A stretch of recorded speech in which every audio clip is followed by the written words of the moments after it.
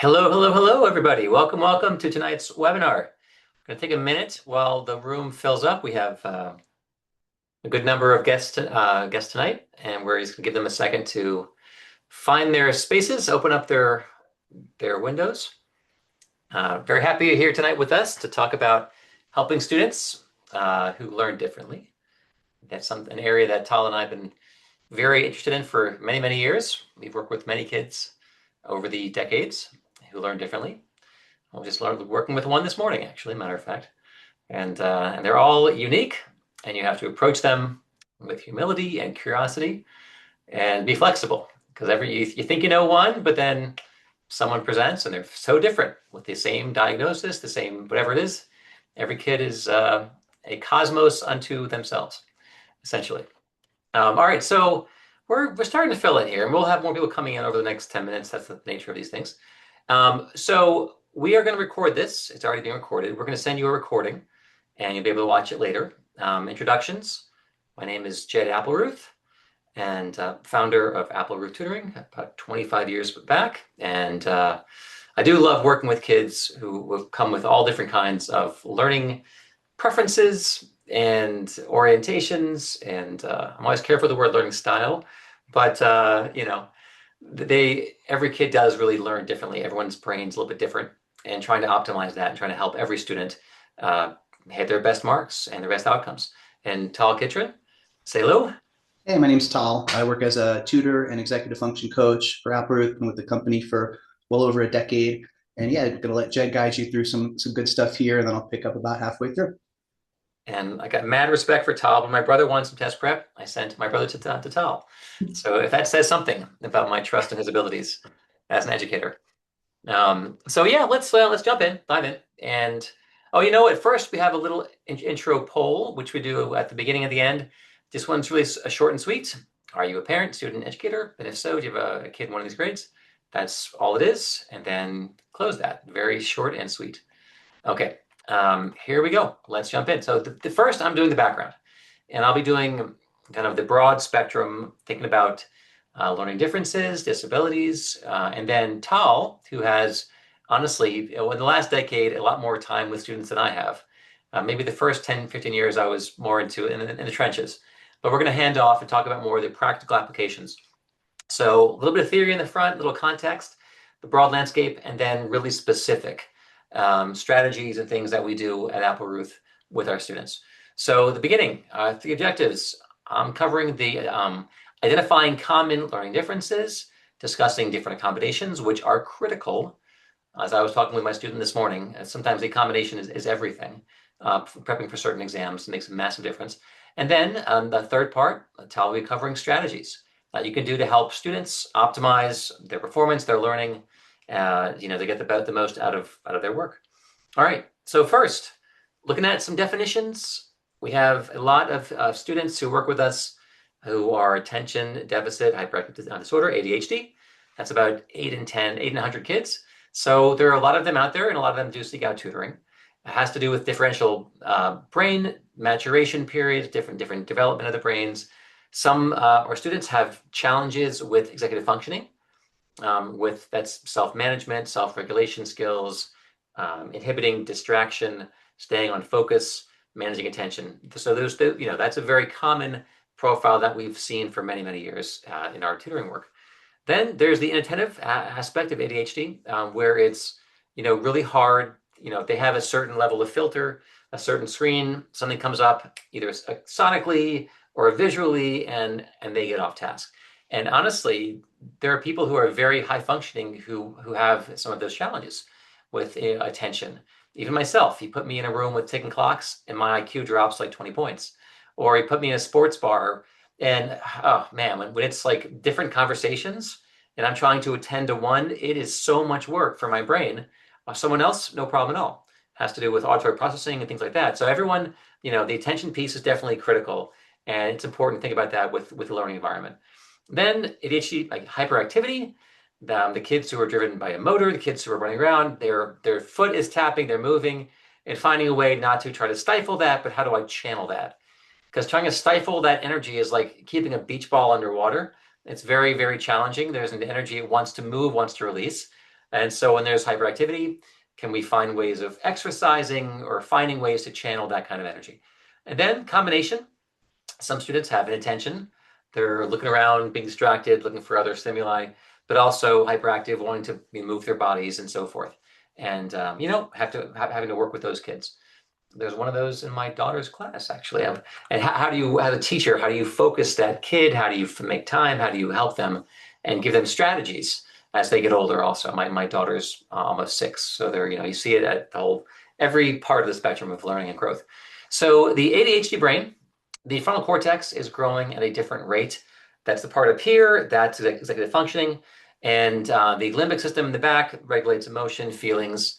And as kids grow, parts of their brain start to wire up. The connectivity between the frontal cortex and the limbic system, the emotional brain, that gets wired up. And honestly, it keeps getting wired up into your 20s.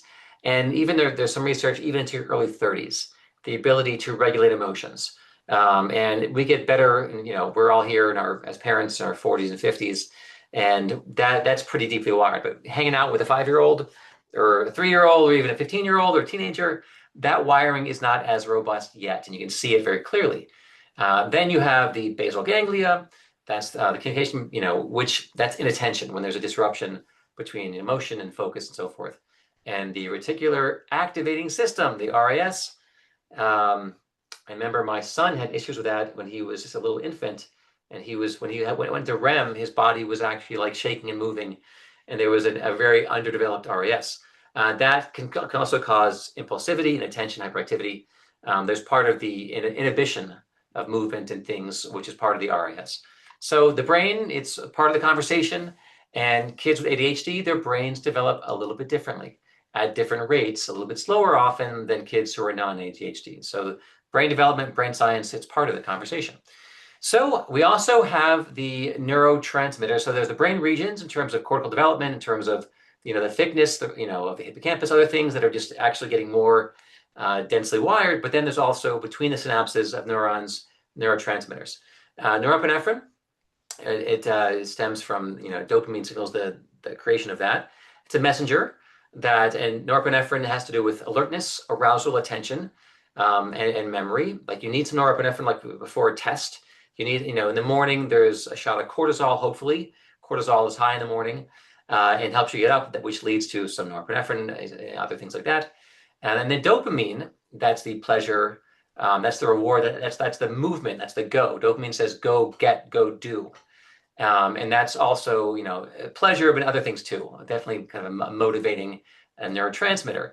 And if dopamine is low from the basal ganglia, then you have challenges paying attention to things that are boring.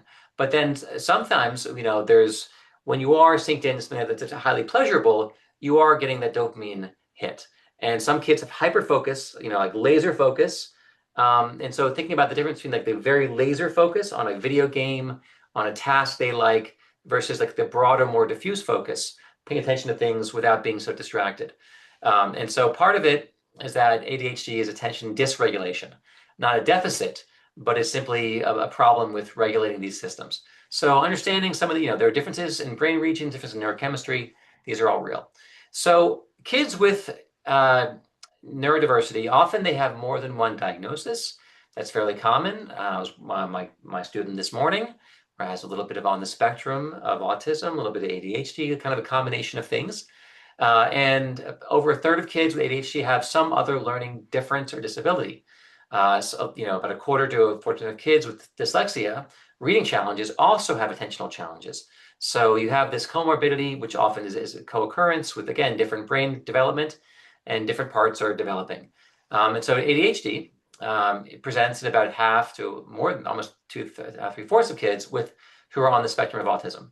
So ASD, again, my student this morning, there were some challenges in terms of affect and other things, but then also in terms of attention. These things co-occur. So executive functioning is one of my favorite things to work with and deal with because it translates to everything. If you get good at this affects almost every aspect of your life: academics, extracurriculars, work, marriage, health. If you're good at executive functioning, you're going to have typically an easier life in many ways. And kids who are low in these skills can learn them, can develop them, can enhance them to have a better life. Because inattention, disorganization, lack of follow through, all these things can cause challenges. So the EF skills, frontal cortex, planning, prioritization, organization, goal setting, follow through, time management, self-monitoring, inhibition. And underlying these, you have the other constructs of self-control, cognitive flexibility, and working memory. So like these are critical skills which can be trained. So let's go through a quick hit of a few other things which some of your kids might have, might not have. Dyslexia, which presents pretty early on for a lot of kids as they're learning how to read. It's hitting often after kindergarten, first, second grade. Kids can often compensate until finally they can't. And then it's like, oh, your brain actually, you're working, you're learning, you're memorizing, but still the way you're processing words, letters, sentences, it's different. And so this is a definition from the IDA. It's a neurobiological differences with difficulties with accurate and or fluent word recognition, poor spelling, and poor decoding abilities from a deficit in the phonological component of language, and so forth. And other issues, secondary issues, maybe reading comprehension and reduced reading experience that can lower vocabulary and background knowledge growth. So it starts off with the ability to decode information. Do I see the words there? Do I understand them? Do they encode in my brain carefully? And then if I don't, that's going to affect my comprehension of what did I just read. And of course, the encoding into long-term memory and my retention and the ability to begin having a knowledge store. If I can't put it in easily, that affects a lot of knowledge, challenges with knowledge acquisition and broad understanding. So encoding, decoding it, can I read it? Encoding it is actually, putting it into the brain and so forth. All right. Many students who I have worked with, who Tal has worked with, many of your own kids, they're called 2E, they're called twice exceptional. And if you give them an IQ test, they're going to score high on the IQ test. They're going to be, I've seen students with dyslexia, ADHD, very, very bright kids, super, high, G, the general factor for intelligence, very, very, very strong, smart kids, but they're challenged. And again, their intelligence can take them so far, and often they can mask things for years until middle school and even high school, until suddenly the burden gets too high. And then suddenly this learning difference is apparent. I got through middle school with this. I found ways around it. I memorized. I have an incredible visual memory, but finally my intelligence starts to fade as my learning difference starts to become more to the forefront with my AP classes or even in college. So 2E, gifted kids, high achievement potentials, but they have a disability, learning difference. They're on the spectrum.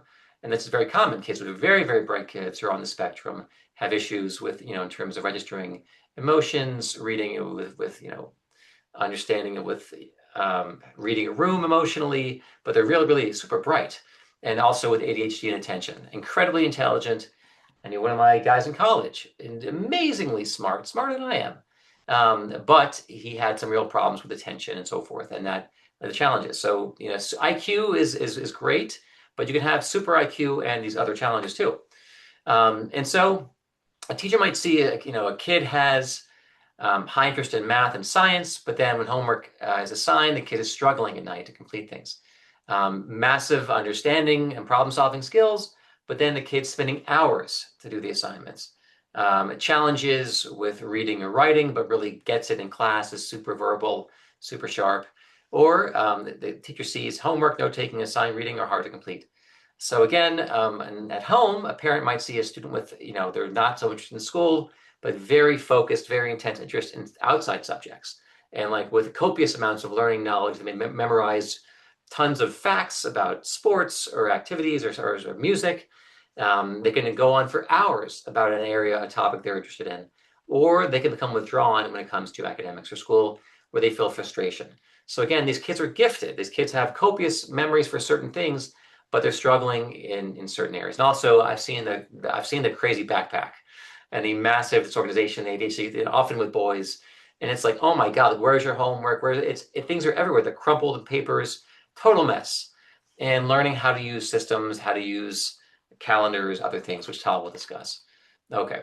And so those are the primary ones that we see. A lot of ADHD, a ton of ADHD, inattention, of course, some anxiety. We see dyslexia, we see kids on the spectrum. Then a few other ones, just kind of broadly.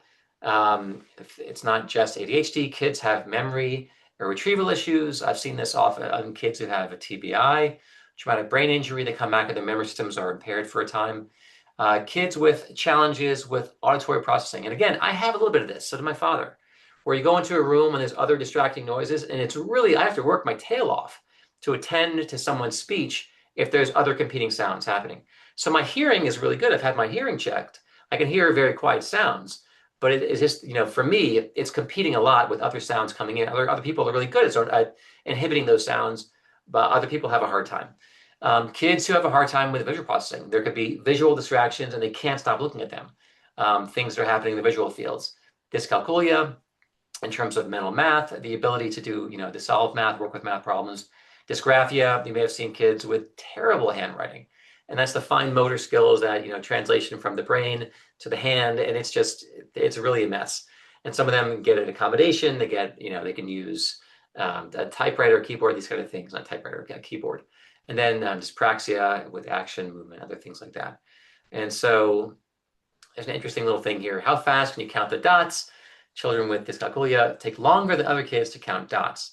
Most instantly recognized patterns up to 4. Beyond 4, they have to do it one by one sequentially. Just how their brain works. So, and so everyone's brain is a little bit different. So there are many, many kinds of accommodations for kids. We've seen it. I've seen SATs in Braille. I've seen, of course, timing accommodations.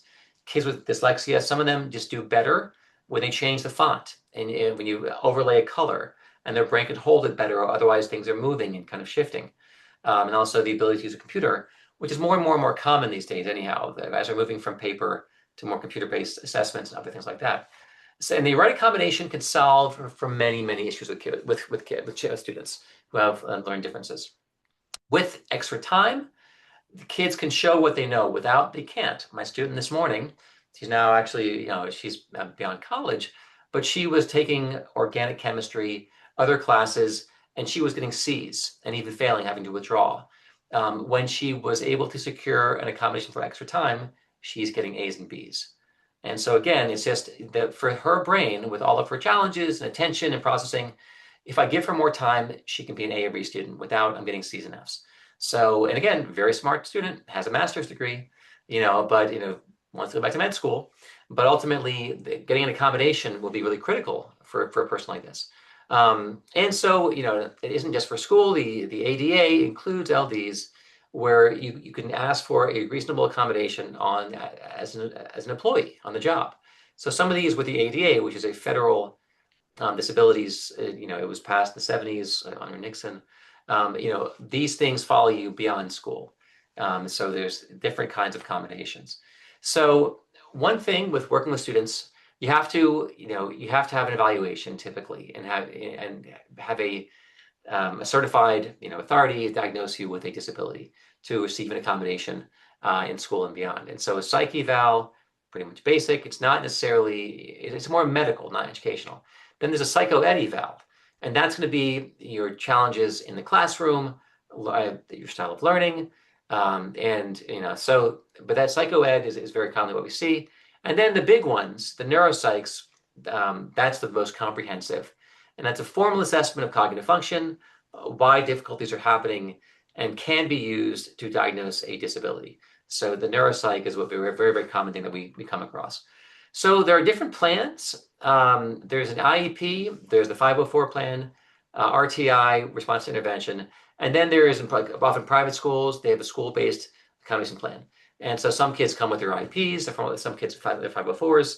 And having these plans in place is often what empowers a school to give a student accommodation, and often what's going to give a testing agency the ability to give you an accommodation too. Here's your IEP, which says your disability is here, coded for this, and time and a half is what you get in school, time and a half is what you get on these assessments. For ADHD, the accommodations, one of the most basic ones that we see again and again and again, is going to be extra time on tests, time and a half, very standard, occasionally double time. That's often reserved for dyslexia and other disabilities. And so you're going to get instruction and assignments tailored to the students. You're going to get technology that's more assistive, that's more helpful to you, giving kids breaks. I've seen this very common. Very often they get extra breaks, extra time. Some kids get a quiet room without distractions, and some students get help staying organized and so forth in a classroom. So dyslexia, it's predominantly extra time. I've seen double and triple time, depending on the severity of the diagnosis. And some kids have text-to-speech technology, where they have a hard time actually reading all the text. So they have the computer just reads to them. They can adjust the speed, play it back. Certain kids with more severe dyslexia. And so we have different presentations. Some kids are going to be getting verbal instructions. They get to have them repeated, larger print. Other students are going to mark answers in a book, not on an answer sheet.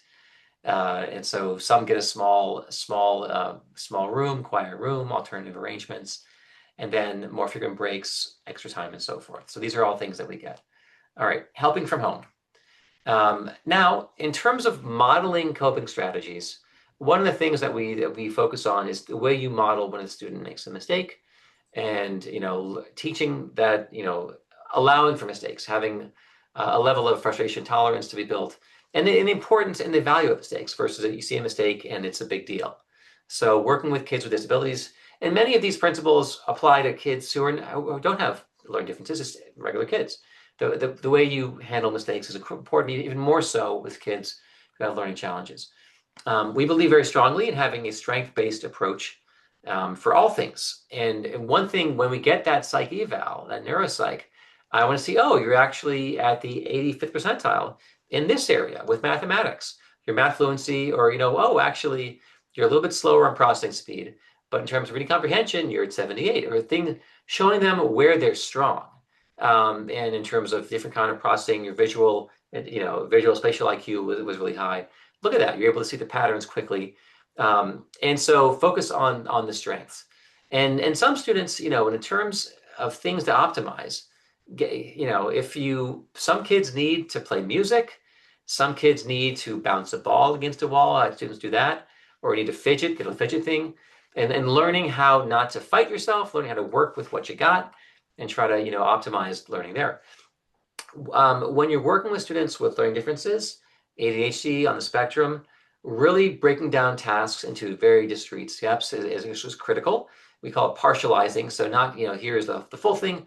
Let's go piece by piece into smaller micro parts of a task, breaking down a problem, breaking down a problem set, a challenge, a paper, an assignment that's due. How do you break this down to very specific discrete steps is very helpful for kids who have learning differences. Using dialogue and inquiry, that curiosity is always essential, that helping students understand, like, what you had a challenge, there was a setback. Can you describe, what happened, in this instance, in this context with this teacher, also looking for strengths. What has helped you get unstuck in the past? What about you had a hard reading passage? What about the passage was challenging for you? How do you think you might move past this? So asking the students to begin to self-advocate, to begin to get curious about their own abilities, moving from frustration to how do we solve this problem, trying to get them from frustration to analysis, from frustration to problem solving, and help them be their own best ally and advocate. There are students for whom we have other kinds of technologies. Some kids get printed notes, they get the teacher's notes. Some students are allowed to record things if they have challenges. With auditory processing, they can record and play it back later, or they can record it and then transcribe a lesson. That can be helpful for students. Video recordings of sessions, e-readers, and apps like that. So there are many different tools that are now much more available. In some kids, you can't bring your cell phone into class with, Jonathan Haidt's work, Thanks Generation, except for if you're doing a recording or a video thing. They let students have screens if it's part of their disability work. And other technologies for studying, and there are many, many, many apps now that kids are using for recording, for transcribing, for note-taking, that are very, very helpful for to-do lists, for, digital storage, digital textbooks. So many, many new things that are available for students, which our kids are using. All right, I'm going to then do a handoff, and I'm going to stop sharing. I'm going to let Tal go ahead and take over, and he will take the next section. That's great. Thank you, Jed. You guys could obviously see that Jed is a tremendous wealth of knowledge on all that stuff and comes at it from the perspective of an educator, but also as a parent. And I think it's really important. I mean, we're going to save some time at the end for questions and answers. So if you have some questions for him, feel free to shoot them in the Q&A now. But I'm going to go back to a slide real quick, just to kind of, just because I really like this picture, right? As we try to help from home, right? So I don't have kids, but I try to treat all my students as if they were me or as if they were my kid, right? And sometimes if it's mom or dad or the guardian talking, it's going to fall on deaf ears. So this is where, as an executive function coach or even as a tutor or mentor, I feel like I can jump in and maybe help be a bit of a, help open the dialogue, but also say things that the student may need to hear, but at a certain age just can't hear from mom or dad. It's just not going to resonate. But we'll talk a little bit about some specific ways we can help. And so again, coming from the lens of a coach, we work with students for 30 minutes at a time every week and then try to space that out. But at home, there are plenty of things that you can do. And as Jed mentioned, it comes from a lens of curiosity, a lens of caring and trust, right? You got to trust these students because more than your average student, they really know what paths work and don't work. And they really know how they learn and how they don't learn. So for one, we're always looking for positives, right? So ADD or ADHD or any of the different iterations, we want to try to frame that as something that can actually have benefits because it can, right? Some people with ADHD are hyper focused, and on occasion that can be, crucial, right? In law school, there were some people who, it didn't seem like they were working hard, but then when they needed to buckle down and hone in, they did it, right? So ADD or a diagnosis doesn't need to spell disaster. Oftentimes, it's a discovery point, right? It can be very shocking to the system. It's like, oh gosh, we got all these psych evals, and you have blank. But that can help you find the right balance of medications and the right system, right? And the right teachers and counselors and coaches.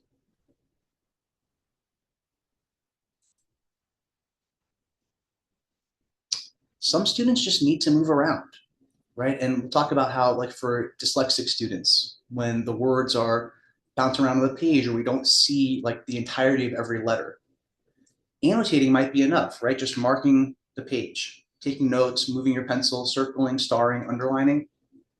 But as a teacher, right, or as a coach, it's important to allow the student to get up and move, right? I've got a student who has Ehlers-Danlos, which is a connective tissue disease. And so like if she sits in the same position, she's not going to say anything, but if she sits in the same position for too long, things are going to start to cramp up and hurt. And so I'm going to try to remind her every 15, 20 minutes, all right, let's just get up, walk around a little bit, do some neck rolls so that you're not stuck in that same position. Even if a student is fidgeting, that doesn't mean they're not paying attention. Some students just kind of need to do it, right? Maybe moving their fingers helps free up their concentration to actually focus on what you're saying or what the teacher is teaching. If we try to inhibit that impulse, right, it's good to control impulses when we have to, but you can't control every little impulse. That takes up way too much brain power, right? So move within reason, free up your mental resources.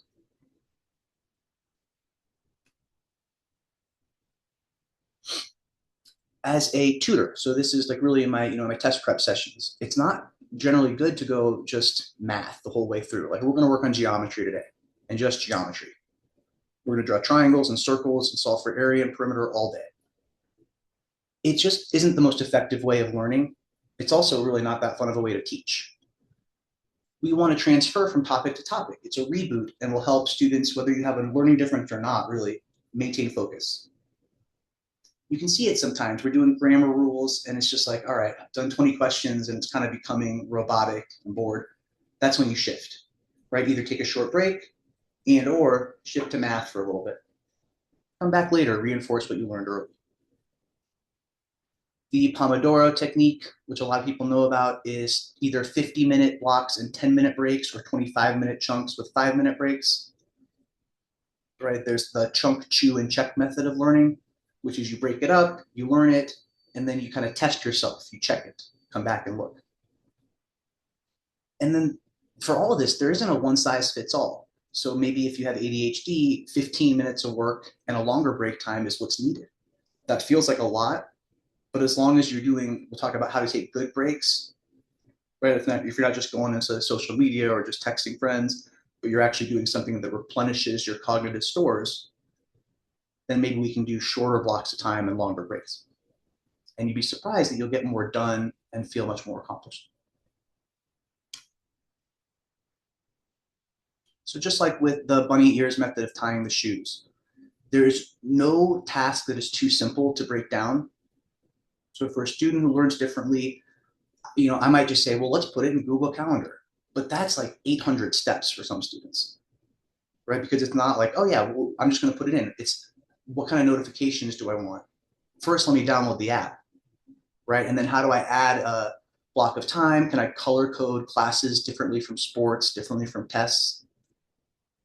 So if it's an assignment, like a project at school, try to break it down, right? You don't have to do things in order, but it is nice to prioritize the hardest stuff first if we can. Some students struggle with task initiation. For others, it's persistence or the completion, right? So I've got some students who are like, oh yeah, we can start the essay all day, but then there's some block, a mental block that just, we don't want to finish it until the last second.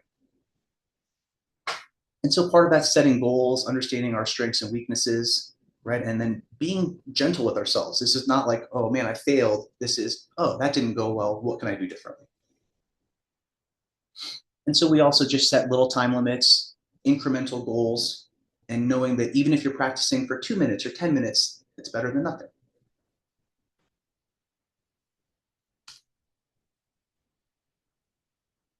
No matter what, and this is again is something I think applies to all students, but especially those with LDs, if we're using, just more brain power, exerting more energy to stay on task and learn, take short breaks. Active breaks, of course, are best. So a little walk, just even going outside briefly. There's studies that say even looking at a picture of nature is helpful to let the glucose stores replenish. And there are obviously breaks that aren't that helpful. So like I said, if you're just going on to Snapchat or Discord or group chat, that might be so distracting that then it's hard to get back on task. But if you're talking with your parents about the day, right, or chatting with a friend or a family member about hobbies, life, something that's not urgent and not work and not school, that can be a way to just let your brain rest. And I do think that's a thing people don't think about. So when we take a break, it's what I say is let's stretch our legs and rest our brain and eyes for a few minutes, because that's what it is. We're staring at a screen, we're thinking hard. So a few minute break can really do a world of good. And I think our tendency naturally, especially when assignments are piling up, is let me do 5 hours of studying. I'm just going to do it all now. We won't get our best work done if we do it that way, right? And it's hard to just maintain energy for that long of a time.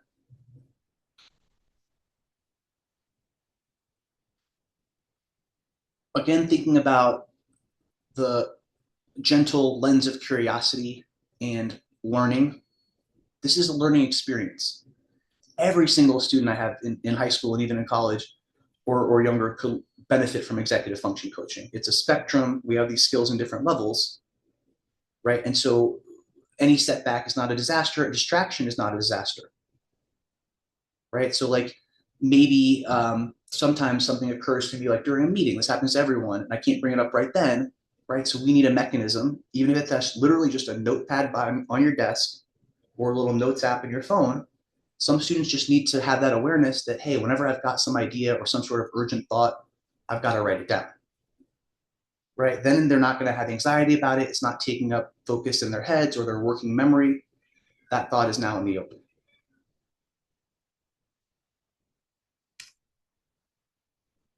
So just going to talk a little bit, we can't obviously even do much more than scrape the surface because there's so many different learning differences, and even among like a student with an EF deficit or dyslexia or ADHD, there's just wild amount of differences.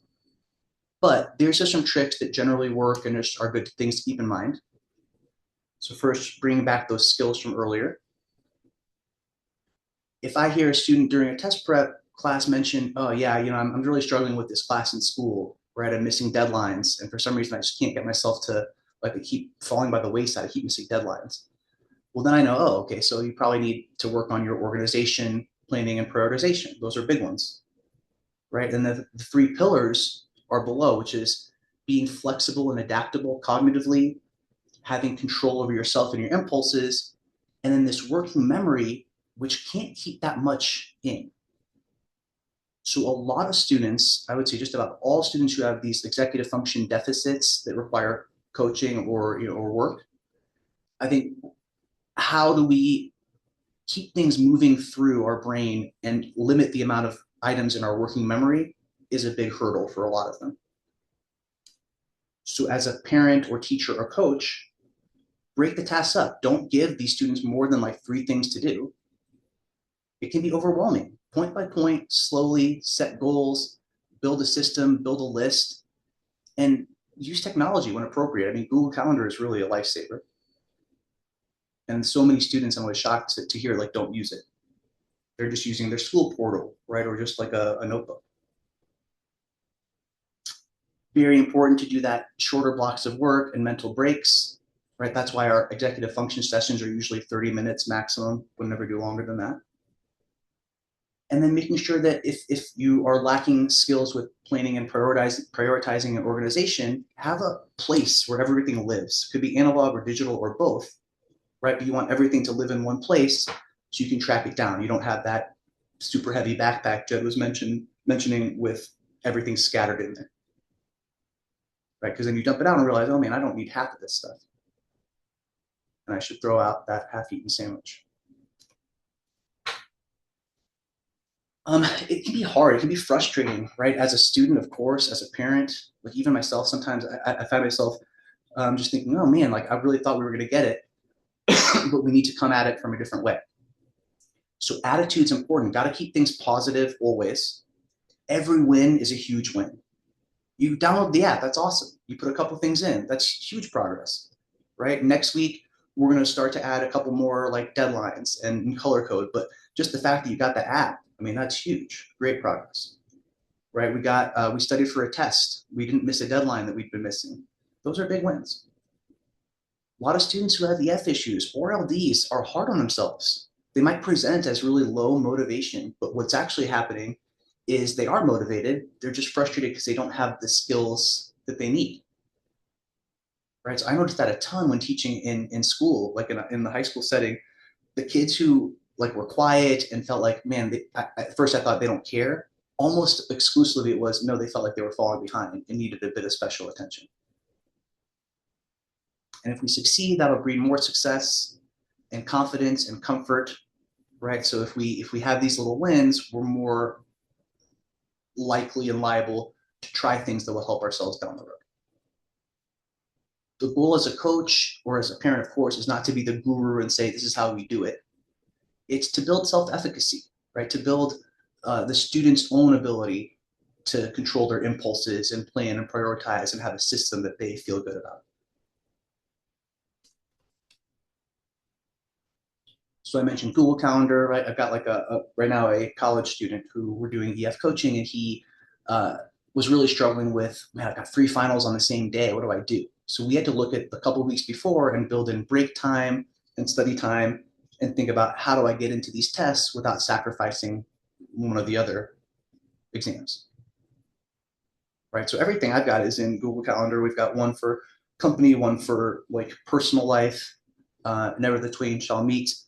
And this is just a great thing, especially for like junior year when it's so busy. You've got college counseling, you've got sports, you've got music, you've got school and tests and APs, right? So you want to schedule in not only your assignments, deadlines, but if you can, schedule in some downtime, some playtime as well, right? Or if even if like what fills your tank is going to the gym and you need that exercise, put that on the calendar, make sure that you commit to doing that.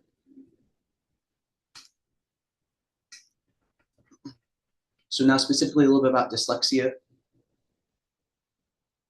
And this was, I can't remember the guy, but these letters in red, it's meant to be like an alternate alphabet for what dyslexic students, if you have severe dyslexia, would see. So trying to help people who don't have it realize, man, this is how the letters look and how much harder it is to really read and comprehend. But for students with dyslexia, as Jed mentioned, lots of different types of accommodations, sometimes more than time and a half. he also mentioned if you're seeking accommodation for time on SAT or ACT, it's really important to get it in school. It just makes it that much easier. They kind of almost rubber stamp it if you've got a 504 plan or IEP. Whereas if not, it takes a lot more effort. And sometimes they don't like, the College Board doesn't like to grant those, for example. But these days, I mean, digital books a lot of times come in with built-in accommodations, text to speech can help a ton. If you get a neuropsych report, definitely don't sleep on the recommendations portion, right? Written documentation from the psychologist. And then even if it's not dyscalculia, which is specifically processing math and having issues with that, dyslexia impacts math a lot too, right? If it's a word problem, well, I thought I was on math, but I'm still having the same issues that I do on the verbal section. So I think sometimes we forget that, but a lot of times dyslexic students, in my experience, have adapted so well to their own learning style that actually they're really strong with the reading. They figured out how to bookend and they know how to do it really well, but math is where they struggle, interestingly enough. And then as with all of these LDs and just generally every student, one size does not fit all. So some students are going to really go slowly, which can be helpful. And sometimes if it's a time test, we can't do that. So we have to figure out how to adjust. Mnemonic devices, maybe visual, right? Like pictures can help you encode information. Active reading has changed a little bit on standardized tests, for example, because if it's on a computer, you can't really move the pencil around. But active rather than passive, right? We don't want to have kind of hand on face and then like this, and then passive gets to that, and then we're in trouble. So instead, it's all right, let me bookend the first and last paragraph. You can use the highlighter tool if it's a computer-based test, right? Even reading a textbook in school, marking, if you're allowed, in the margins, just little notes, little stars and circles. That physical engagement helps students with dyslexia. It helps most students in general. And just like ADHD, there are also some strengths. Like I mentioned, like I've seen some students who are amazing at the reading portion, despite the fact that I know that they learn differently and aren't seeing what I see on the page. So this is just a very cool book, Unlocking the Hidden Potential of This Dyslexic Brain. The title is Dyslexic Advantage. But yeah, I think just knowing that a diagnosis is not necessarily a bad thing and often is a good thing because it's information, right? So finding the good in that. And again, can't get to everything, but like if a student has memory retrieval, so not this slide, but if we did have memory retrieval issues, which many students have, right? Then you have to think about, well, what can I do to help that student encode information? A lot of it's just writing stuff down. If we have auditory processing issues, and like Jed, like, I have fine hearing, but if I'm in a room with a ton of stuff going on, I get very overstimulated and it's hard to stay focused on one thing, one conversation. If a student's got those issues, always make sure you're facing them.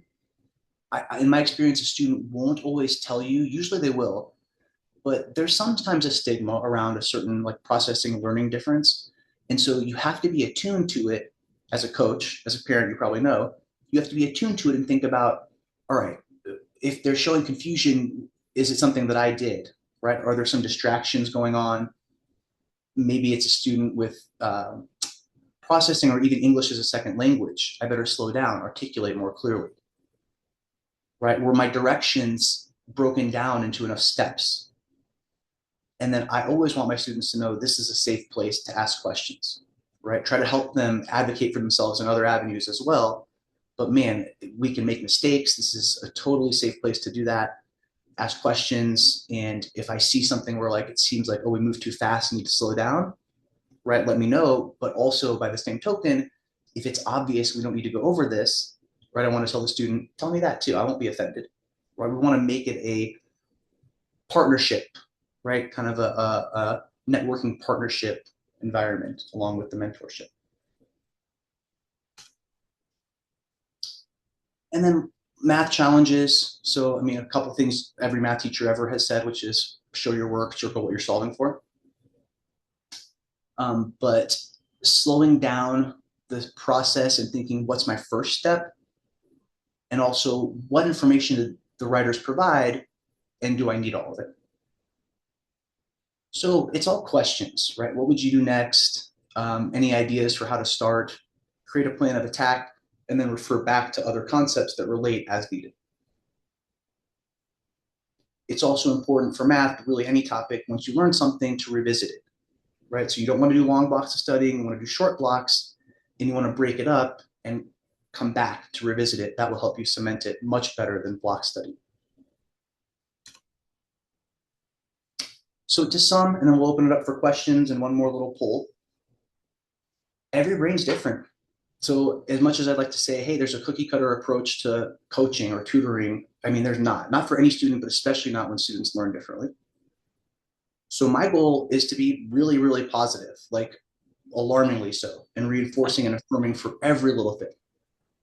We want to build that self-efficacy. Any individual grade or like score on a test is not as important as your actual shift in your belief, your self-concept and your belief, because that's what helps you in life and down the road. So we got to be flexible, responsive, creative, thoughtful, come from a lens of curiosity, asking questions, emphasize strategic problem solving. So everything's a problem that we can find a solution for. We're always centering the student because, man, you got to trust your students, but especially if they've dealt with this learning disability or learning difference their entire life, they know what works and what doesn't. They may have to think about it a bit and you can help them, but you want to make sure that student has agency in their own process. And then if and when we do get accommodations, how do we use them? How do we take breaks? And then how do we seek help when needed? That's my slides. We're going to launch one last poll. The three main offerings that Applerouth has would be academic prep. So like if your student is struggling in school or needs help on an AP test.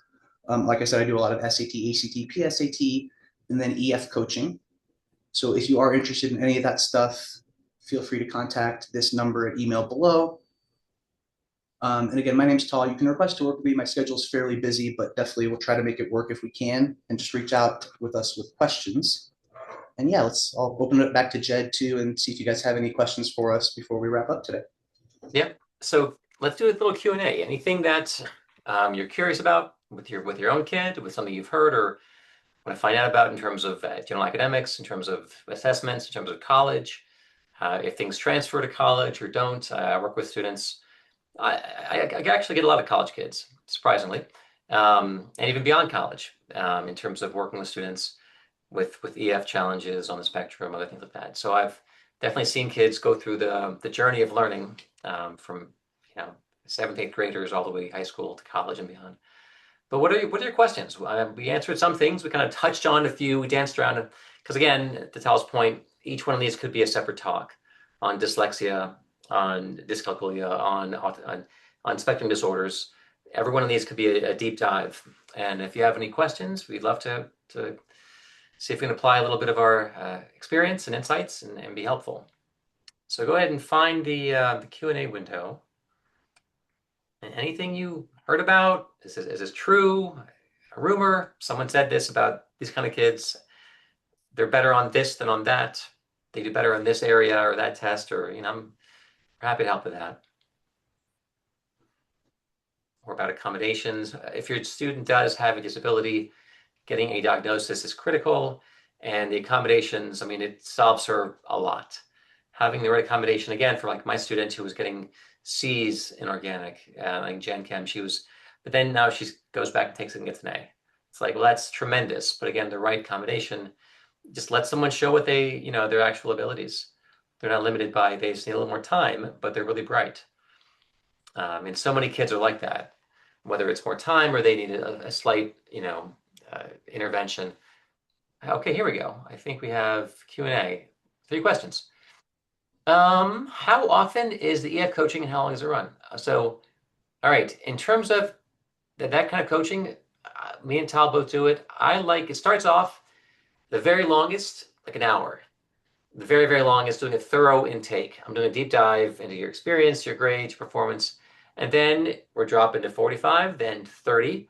Today, I'm my student for 15 minutes. It was nothing. It was a short, quick hit, homework, follow through, how you doing, struggles, goals for next week. I'll see you. Because our job is to work ourselves out of a job. That's the whole point, that we don't want to become a crutch. and limiting factor. It's just helping them structure, get on task, feel some of that self-efficacy, some of that confidence. But in the beginning, it's just how do we help you structure? How do we help you get help? How do we help you stay organized? And so, Yeah. and it can run anywhere from 4 months. I've honestly, there's one student he's now graduating college, but Mhm. I've seen him twice this year because obviously we were talking more about career, talking about internships at the DA, about going to law school. But I first saw him during the pandemic. His kid has ADHD and takes medication. But I definitely worked with him in high school, and then that first year of college was big. But then it's kind of a touch point before exams, before a big project. I'm really in the background. And if you need me, I'm here, that kind of thing. Otherwise, you're good. And being independent, that's great. All right. A Yeah. dyslexic ADHD I'll student. just I'll chime in real quick with that. Just that Yeah, please. the coaching is generally we see the most come in October and February because they're transition times for students, and so I see a lot of that. And honestly, most programs are like for a year, but it's 30-minute sessions once a week. And then we build that to 30 minutes every 2 weeks or 15 minutes every month, right? Once the student's got a good grip on what they're doing. Yeah. There are some companies who do this like intensive forever, but I don't want to be a babysitter or a crutch. And to me, I'm doing a student a disservice if I don't help them become independent. That's the whole point. It's building independence and autonomy and sovereignty, not building dependence. So our focus is always to titrate down and then you're on your own. That is our goal. All right, a dyslexic ADHD student. Is it better on the ACT or SAT? Better written or by computer? Now, this one, the it depends is the truth because there are differences. The ACT and also what kind of a combination do you have? If I'm like the ACT is a speedier test, if I have time and a half double time, that can blow it wide open for a kid. And so I've seen students with this dyslexia crush the ACT when they have double time. SAT is a more advanced reading test. It's operating at an 11th grade level of reading versus a ninth grade level of reading. And also, SAT has more multi-step problems. ACT is more direct. And so the only way to find this out is give a kid a practice test with the accommodation for which you're approved in school. And then written your computer, it depends. Like on the SAT now, there's no option. It's all just computer. And on the ACT, at Applerouth, we are guiding our students toward the written test right now because we believe the computer interface of the ACT test nav by Pearson's is not as good as the Blue Book app that's on the College Board. So we still prefer ACT written. SAT, you're forced into a digital format. All right. When should we start working for an EF coach to prep for college? Well, end of high school, or certainly, before college starts. So if we're starting college, everything is based on like the classes you're taking, the teachers that you're in, your schedule, your structure, the environment, where the library is, where like it's kind of planning. And so it's always better when you do it real time with real problems at hand. So I'll do 1 or 2 sessions before classes start, but then we get intensive once the semester begins. And then what's going on? What's your schedule? How much reading? Where are you going to study? What time of day are you going to work? How are you going to remember to be a certain thing? It really is very contextual. Any thoughts, Tal, on that one? No, yeah, sometimes you just don't know until you know. And so I would agree that like you like to think, oh, let me start right before I go to college, but then you show up on campus and it's a different life. And so yeah, I do think unfortunately a lot of the times the nitty gritty real first coaching session would happen once you get your schedule and we're trying to fit everything into a calendar. Yeah, because the first session could be background intake, what's happened when you were in high school, what worked, what didn't work, where did you struggle, why? And then what are your systems? What do you plan to use? Paper, organizer, digital G calendar? Do you use reminders? Do you use alarms? Like what are your systems? And then we're gonna dive into okay, what are your classes? What's your hard day? How where are your breaks gonna be? Do you have to move your body for a little bit? Do you have to take a food break? Study groups, it really is very practical, the EF coaching, as kids get more strategic with their time, with their resources, like, when are office hours, how often will you go, learning how to use the resources available to you and be a more robust self-advocate.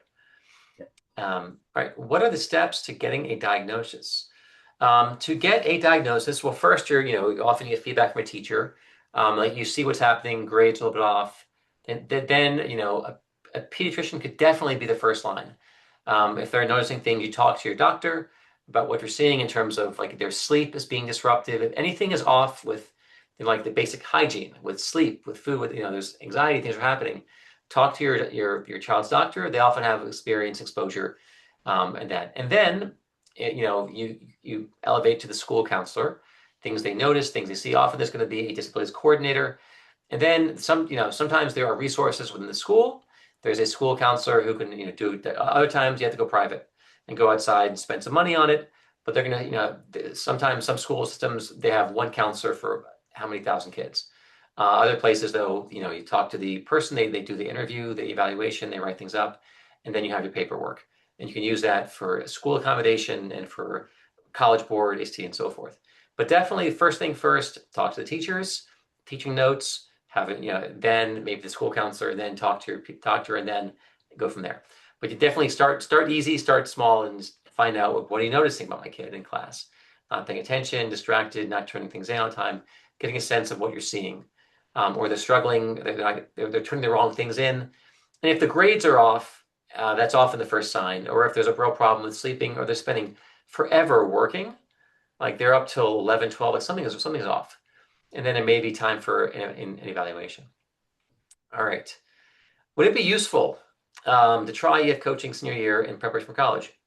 I think so. And I've seen students make that transition, because again, college, there's so much autonomy. There's so much independence, so much lack of structure. And if students are not good at self-structuring, often in college, they're going to have a challenge with suddenly I have 8 hours open, and when I work, how I work versus helping a student prioritize what's critical, what's due tomorrow. So I do think there are benefits to starting before the stressor begins. And often we see kids, like there are multiple stressors, like when you go from middle school to high school, that's often a pain point when suddenly things ratchet up. Going from 10th to 11th when the APs begin and the workload picks up, that's often a pain point. Going from high school to college, that's often where suddenly there's much more independence. The teachers, there's no one overseeing you. You're not in your house. No one's watching you work. And so these are, and sometimes it's, middle way through freshman year, grades start falling, people get distracted. But those are often, that 8th to 9th, 10th to 11th, and then 12th to first grade in college are often when kids have struggles. And so you can have, understanding that, you can anticipate that and put in place some structure, some supports in advance. Or when parents titrate the meds. I've worked with many students over the years. They're getting off their Vyvanse, their Concerta, their Adderall, their Ritalin, and they don't like the way it makes them feel. They're losing weight, having other issues with personality or emotional regulation, and they want to titrate down. And so, can we put in place a support as we're pulling them off Vyvanse that they're going to have things in place to help them focus that are not chemically induced, medically induced, like the stimulants. Those are often key areas when we want to plug in some EF support. Yeah.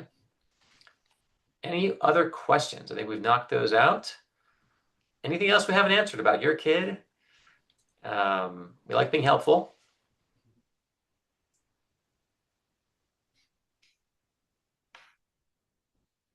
And one thing, just if you have a kid with a learning difference, oftentimes there's something in the family. There's something, there's often a genetic attribute of many of these things in terms of attention, in terms of autism spectrum, other things. And so sharing your stories, sharing what's worked for you, sharing when you had challenges, helping the kid normalize it. And, so that's kind of a final thing of sharing with helping them understand this is part of life, and it's not something that can be, if you've overcome something, share that story with your kid. It's often very helpful. All right, y'all. It's the end of our questions. Thank you so much for being here, being part of this. And I want to wish you a very happy night. You'll be getting a recording very soon. So thanks for being here, everybody. So